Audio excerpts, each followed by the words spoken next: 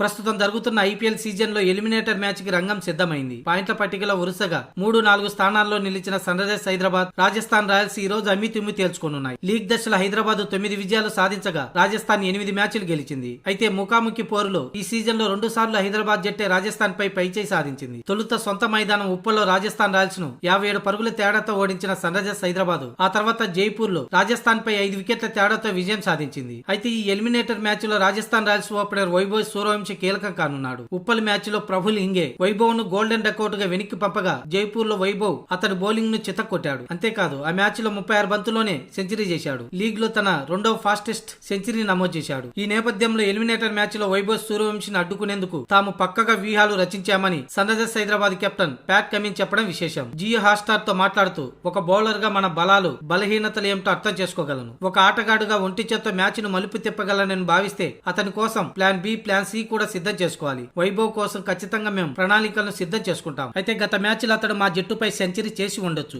అయితే అతని కంటే ముందు మ్యాచ్ లో మేము అతన్ని నిలువరించిన సంగతి గుర్తుండే ఉంటుంది. కొన్నిసార్లు బౌలర్లు మరి కొన్నిసార్లు బ్యాటర్లు పైచేయి సాధిస్తారు. గత అనుభవం నుంచి మేము చాలా నేర్చుకున్నాం. ఈసారి ఆ పొరపాటు పునరావృతం కాదని కమిన్స్ పేర్కొన్నాడు. ఈ గ్రూప్ దశలో రాజస్థాన్ రాయల్స్ ను 2 సార్లు ఓడించడం తమలో ఆత్మవిశ్వాసం పెంచింది. అయినా సరే ఈసారి మరింత జాగ్రత్తగా ఆడతామని కమిన్స్ తెలిపాడు. ఇదిలా ఉంటే తొలి క్వాలిఫైర్ లో ఆర్సీబీ గుజరాత్ టైటాన్స్ ను ఓడించి ఫైనల్ చేరింది. దాంతో గుజరాత్ కు మరో ఛాన్స్ రెండో క్వాలిఫైర్ లో రానుంది. ఇక ఈ రోజు ఎలిమినేటర్ మ్యాచ్ లో గెలిచిన జట్టు రెండో క్వాలిఫైర్ లో గుజరాత్ తో తలపడనుంది. అక్కడ గెలిస్తే ఫైనల్ లో ఆర్సీబీతో తలపడుతుంది.